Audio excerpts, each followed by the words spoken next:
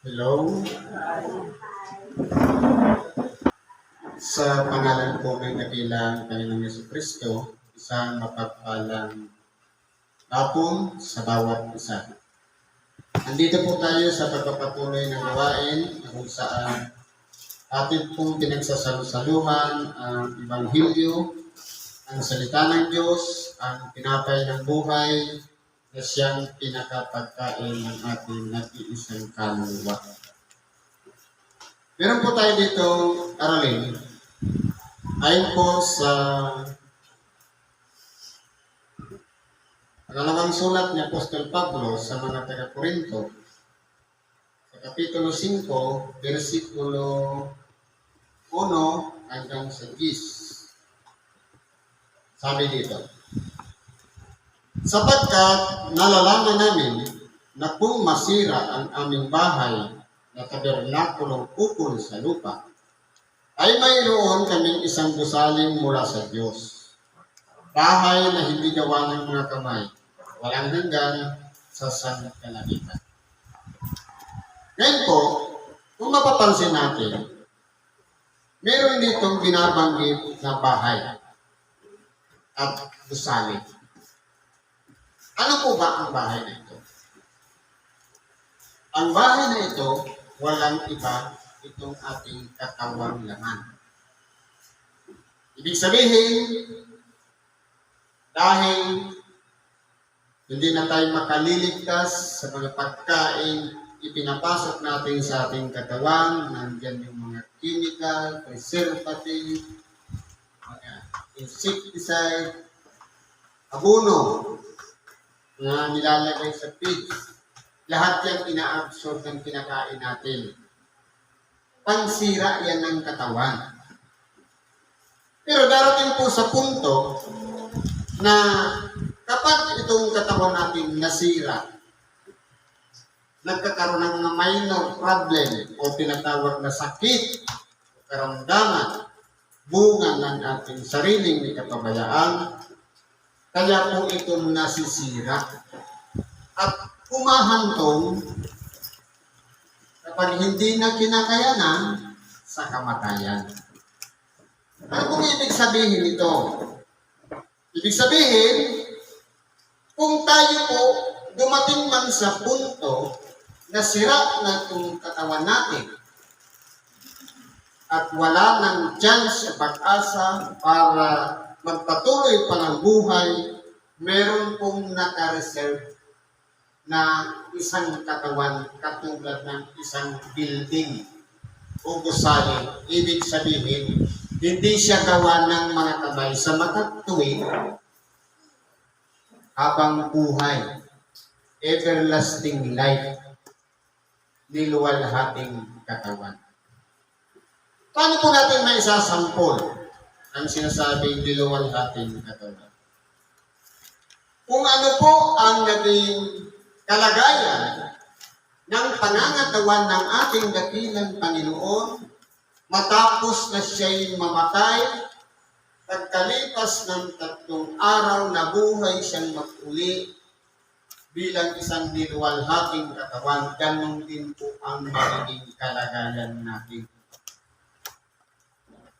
Sa makatuwid, magiging supernatural siya. Magiging kakaiba kasi kung mapapansin natin, habang nananalangin ang mga alagad ng ating dakilang Panginoon, na nangapipilit ang pinto, lumulusot na siya sa pintuan, sa mga dingding. Ganun na po ang magiging katawan natin. Sa makatuwid, hindi na siya nangangailangan pakainin ng pagkain, ipinapasok natin sa ating bibig, na doon tayo kumukuha ng sustansya para lumakas. Kaya po, huwag tayong mawawalan ng pag-asa. Kung halimbawa, dumarating man tayo sa mga pagsubok na minsan halos gusto na natin isuko ang ating buhay. Kung magtapos man yan, kung saan ang hangganan niya, meron pong nakareserve ang Diyos na isang niluwalhating katawan. Na doon na tayo titira, yun po ay magiging walang hanggan. Paano yung mangyayari doon sa mga naunang namatay? Mauuna mga buhay na sasalubong sa Diyos kisa doon sa mga nangamatay? Hindi po. Sabay-sabay tayo lahat. Kaya yung sinasabi na kapag namatay, diretso na sa langit, kasinungalingan po yun. Ang nakasulat sa banal na kasulatan, sabay-sabay.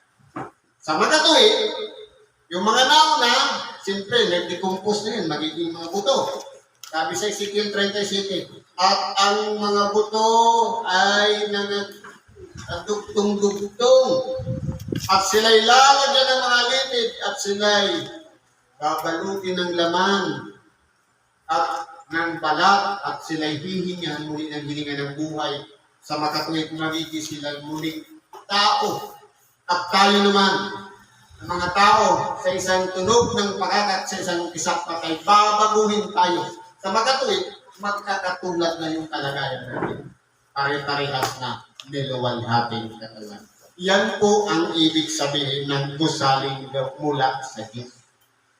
Ibig sabihin, wala na siyang kagibaan.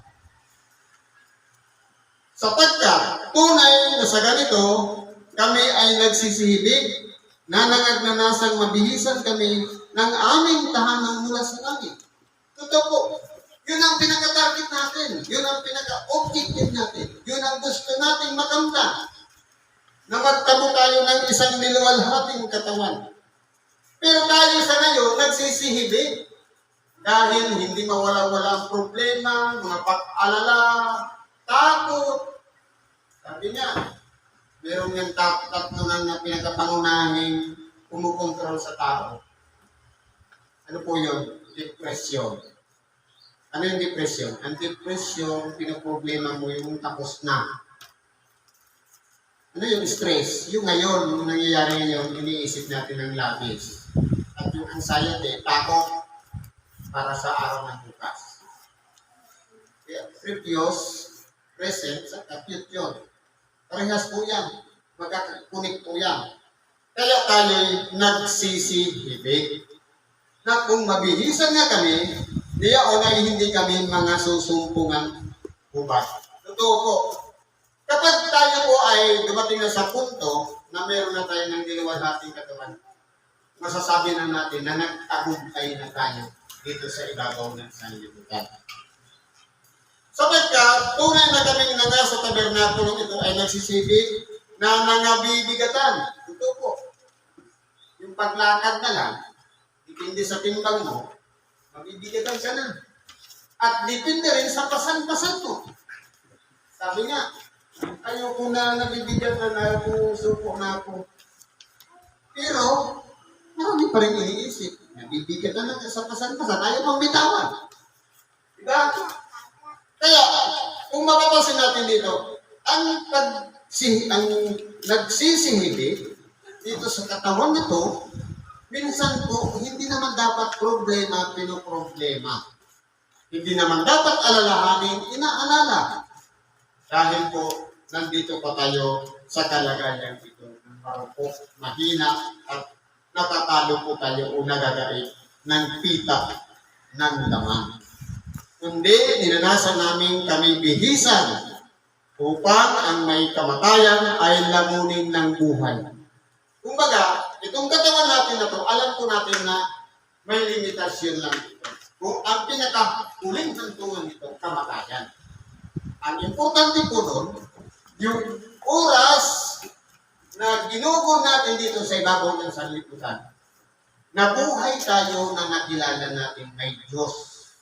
Nakilala natin si Kristo. At itinuwid natin ang ating mga buhay. Nagpasakot na tayo sa Kanya at sumunod na tayo sa Kanya. Sa makatuwid, ang pagsunod sa Diyos, minsan po, hindi natin napiperfect. Halimbawa, susunod ako sa iyo. Marami siyang mga utos na sinabi. Pero hindi naman natin ginagawa. Hindi rin natin nasusunod. Yung obligasyon na pupunta ka ng templo, kada linggo, minsan nag-a-absent, hindi pa rin nasusunod. Ibig sabihin, meron pa tayong kahinaan.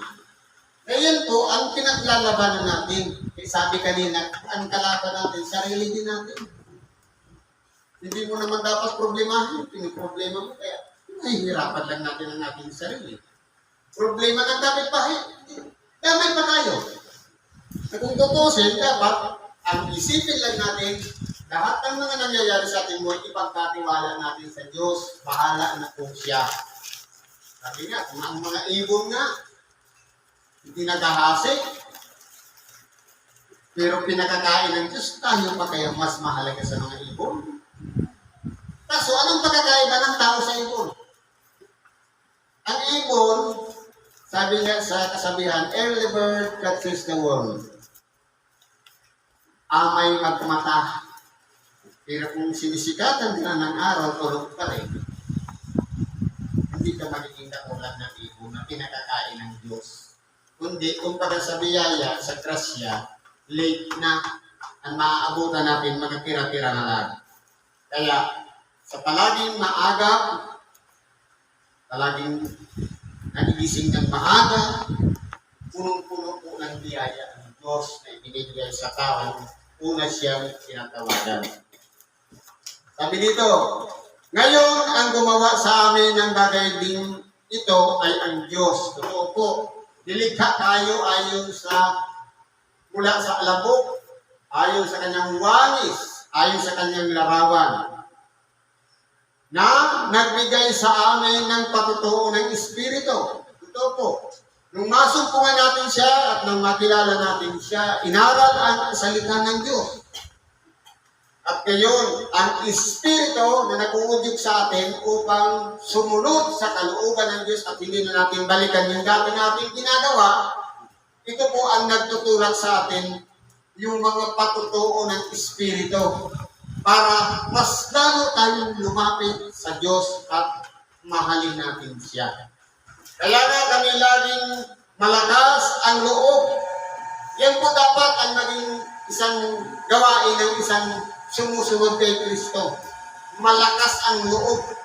Pagamat meron tayong mga problema, meron tayong karamdaman, pero hindi po nawawala doon ang pananampalataya. Kasi po kung halimbawa, sabi nga, ang karamdaman ay parang dalaw. Kaya po, kapag dumalaw sa atin ang karamdaman, para yung bisita, pag in-entertain natin, ay sarap ng pagkain dito, hindi yan aalis.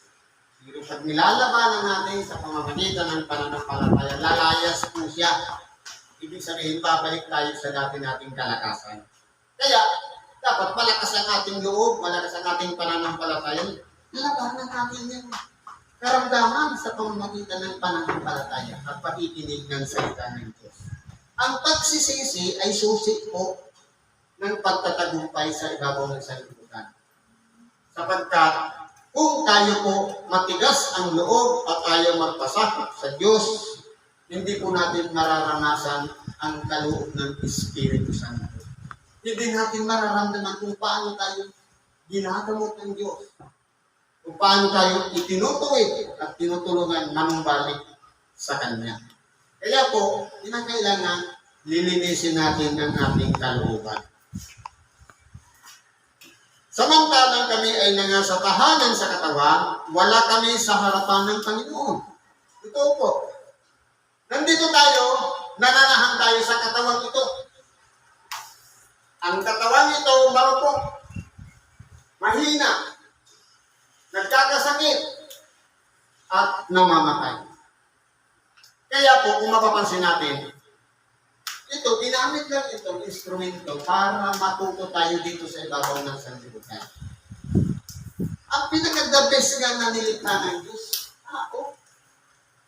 Kaya nung bumaba siya dito sa ibabaw ng sanlibutan, nagkatawang tao din siya. Dahil ang tao, kung mapapansin natin, lahat tayo may kalayaan. Pwede kang lumabag, pwede kang sumunod. Pero, nung dumating ang ating dakilang Panginoon, inihalimbawa niya sa kanyang sarili ang pagsunod, ang pagpapakumbaba. Kaya po siya nagtagumpay. Kaya siya tinanggap yung niluwalhatong katawan. Kaya siya muling nabuhay na mag-uli sa mga patay dahil po sa kapakumbaba. Yan po ang isang teknik sa isang sumusunod sa kalooban ng Diyos. Kapagkumbaba, meron tayong isip, meron tayong ego, meron tayong pride, pero kapag yan po ang nananaig, ipapahamak po natin ang ating kaluluwa.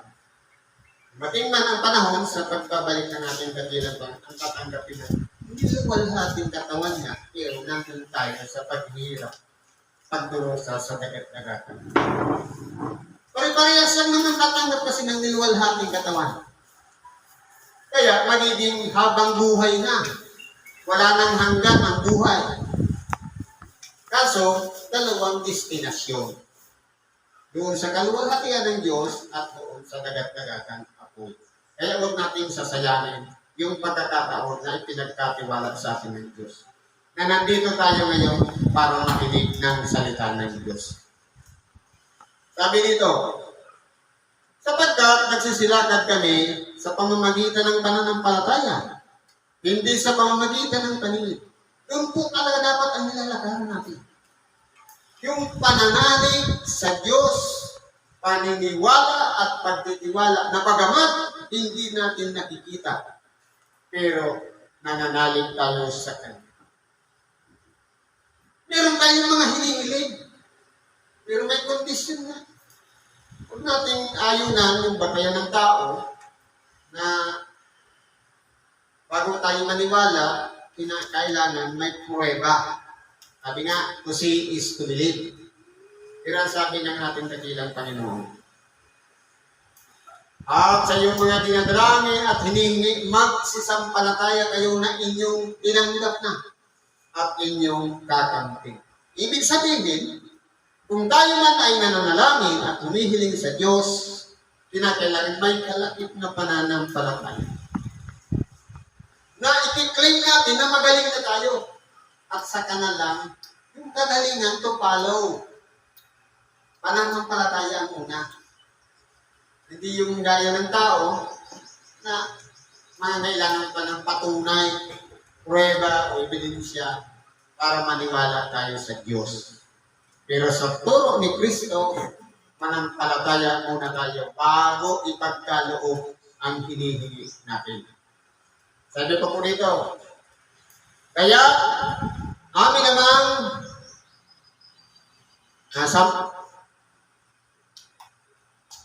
hindi sa pamamagitan ng paningin na malakas ang loob namin. Ang sabi ko, at ibig pa nga namin ang mawala sa katawan at napasahan tahanan na kasama ng Panginoon. Ito po, kaya kung mapapansin natin yung mga alagad ng ating dakilang Panginoon, kahit po sila'y inuusig na, kahit po sila'y binibilanggo, kahit nasa bingit ng kamatayan, hindi po sila natatakot. Kasi po, ang hangganan ng buhay, kamatayan. Kung nakagawa tayo ng mabuti sa kapwa, nagtagumpay tayo, na sumunod sa kalooban ng Diyos, hanggang kamatayan, alam natin na meron tayong tatanggaping reward sa ating dakilang Panginoon. Pero ano po nangyayari? Nananaig po yung pag-ibig sa sarili. Na oras na sana ng kamatayan, ayaw pa natin mamatay. Inilalayo pa natin ang ating sarili. Pero hindi pagkakatiwala natin sa Diyos kasi may kanya-kanyang sukat ang ating buhay. Diyos lang po ang nakakaalam. Lamang gusto natin bumaba ang buhay. Pero ano ang utos na sinabi? Para humaba ang buhay. Hindi naman yung pag-iingat sa sarili. Pag-iingat sa mga pagkain. Sabi nga, igalang mo ang iyong ama at ina. Ito ang unang utos na may pangako upang mapabuti ka at mabuhay ka ng malahong sa lupa. Kaya kung gusto natin mahabang buhay, bata pa lang tayo, may respeto na sa magulang. Kasi po, pangako ng Diyos yan sa nagre-respeto sa magulang. Gaano man kasama ang magulang, siya man ay lumihis ng landas, hindi naging matuwid bilang isang magulang. Kung ang isang anak marunong magrespeto sa magulang, ang kahahantungan talaga natin, buhay na mahaba. Ipinangako na yan. Hindi sa pag-iingat ng ating buhay, na iniiwasan natin yung matatamis, iniiwasan natin para humaba lang ang buhay natin, ayaw natin ng sobrang alat. Hindi po, hindi paste ang susi dyan. Pagsunod lang sa magulang, paggalang sa magulang, ahaba na ang ating buhay. Kaya kung halimbawa, nung kabataan natin, sinasagot-sagot lang natin ang ating magulang, huwag natin i-expect hahaba ang buhay natin. Dahil yung pangako ng Diyos, tinutupad niya talaga yun. Kaya kung tayo po, nagsimula lahat tayo sa bata, na marunong na tayong sumagot at hindi ginagalang o hindi respeto ang magulang, huwag natin naasahan, kakamtan natin yung itinagkang buhay sana na dapat natin kamtan. Halimbawa, nakaprograma, nasa loob ka pa lang ng sinapupunan ng ina. Ang buhay mo, 120 years. Nung inuwal, nagkamalay, sinasagot-sagot na yung magulang, kalahati na lang ang ibigay. Kasi, yung pangako ng Diyos, na pagrespeto, hindi natin nasunod. Eh, yan po ang isa sa bagay na sabi nga, kung tayo man po, limitado lang ang buhay natin, huwag natin sasayangin. Ang susi diyan, gumawa ka ng mabuti sa kapwa na walang ganti. Sabi sa people, daing balos. Yung tumulong sa kapwa, kung ano man ang nakikita natin yan, lilimpusan man yan, kung yan man may karamdaman, dalhin natin sa ospital, kung ano man. Ang mahalaga, meron tayong na-share na gawang mabuti sa ating kapwa. Meron tayong yan tatanggapin na reward. Kaya, ang amin namang pinagsisikapan, maging sa tahanan man o di man, ay maging kalugod-lugod kami sa Kanya. Ito po ang palagi natin ilalagay sa ating isip. Sa buong araw na binigay sa atin, meron tayong 24 oras. Pero minsan, pagsimba na lang, sabihin, wala akong oras. Hindi po parehas lang ng 24 hours. Kaso humaba lang yung tulog, kaya hindi nakasimba. Parang ganun. Nakuha yung oras sa paglaba. Nakuha yung oras sa ibang gawain. Kaya sa halip na i-manage ng mabuti yung oras, para yung araw ng pagsamba, merong inilaan na oras, nakakain ng ibang gawain. Itawa, Biyernes yung schedule mo paglaba, tinamad ka, kinabukasan na ako maglalagay. Sabado, imaulan, ilinggo na lang. Iaraw ng pagsamba. Anong nangyari? Nadamay pa pati yung araw ng pagsamba. Dahil lang sa labahin. Anong tawag doon? Katamaran. Ano bang sabi nito? Sapagkat tayong lahat ay kinakailangang mahayag sa harapan ng hukuman ni Kristo. Tama yung sinabi kanina. Walang lihim na di mapupunyan. Paano po ang gagawin paghatol ni Kristo? Kailangan ba parehas yung ginagawa sa sanlibutan? Na kapag ang isang tao hinahatulan, magangailangan ka pa ng abogado para maging taga-depensa mo, para maging tagapagtanggol, para ma-absuelto. Hindi na po. Kundi, itinuturo kayo yung aral ni Kristo, yung Ibanghilyo. Ipinangangaral naman saan mang sulok ng sanlibutan ng Ibanghilyo. Sa makatuwid, may mga pagkakataon na pumapasok sa ating tainga ang salita ng Diyos. Indirect man yan o direct. Napakinggan ng mismo natin sa pulpito o sa simbahan o sa pakikinig yan sa mga misa, sa halimbawa, video, sa cellphone o kung ano pa man. Hagip tayo niya ng salita ng Diyos. Pero po, ang importante po doon, tayo'y marunong tumanggap kung tayo po ay nagkasala. At manumbalik tayo sa Kanya. Kasi po, ang panunumbalik sa Kanya, ito po ay isang gawang kalugod-lugod sa Diyos. Ngayon, yung aral na ating napakinggan at tinanggap, doon po tayo hahatulan. Hindi na natin kailangan ng taga-depensa. Kundi, kapag hindi natin ginawa, halimbawa, sample. Sabi ng ating dakilang, narinig ninyo ika nga nung una, ibigin mo ang iyong kapwa, taputan mo ang iyong kaaway. Dati, ngunit niyo sinasabi ko sa iyo, ibigin mo ang iyong kaaway, idalangin ko ang sa inyo yung nagsisiusi. E paano kung na-experience natin? May kapit-bahay tayong libak ng libak. Ang sabi ng Panginoon, idalangin ang sa inyo yung nagsisiusi. Ibigin ang kaaway. E hindi natin ginagawa. Ang hapunan niya tayo, naka-record yan, sa 15 ng Pebrero, meron kang hindi kabate. Record yan. Ibig sabihin, hindi na pwede natin depensahan ang sarili. Ginawa na natin eh. Kumbaga, hindi na maitatago. Talagang ginawa. Kaya kinakailangan lang dyan, pagsisihan. Nang sa ganon, malinisan muli tayo sa pamamagitan ng ibang Diyos. Yun lang naman ang susi. Para tayo maging kalugod-lugod sa Diyos, kinakailangan natin ang karapat-dapat na pagsisisi. Yung wala nang itinitirang kimkim o sama ng loob, hinanakit, o ano pa man na naniriyan sa ating puso. Kung baga, palalabasin natin, ubusin na natin. Hindi yung hihingi tayo ng tawad o kaya mapapatawad tayo sa kapwa, pero selective lang yung people, yung gusto lang natin patawarin.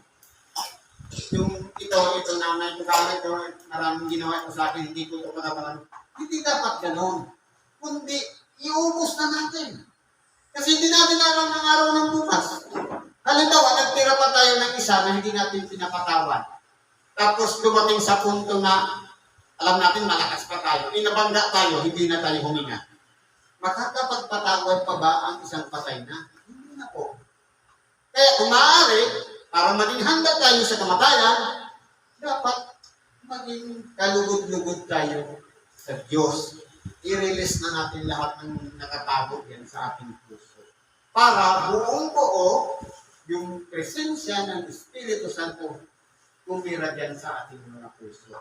Kasi magiging balakid po yan. Kaya sasabihin natin, hindi ko kinaya. Kasi may kulang pa. Hindi mo pa nirelease lahat.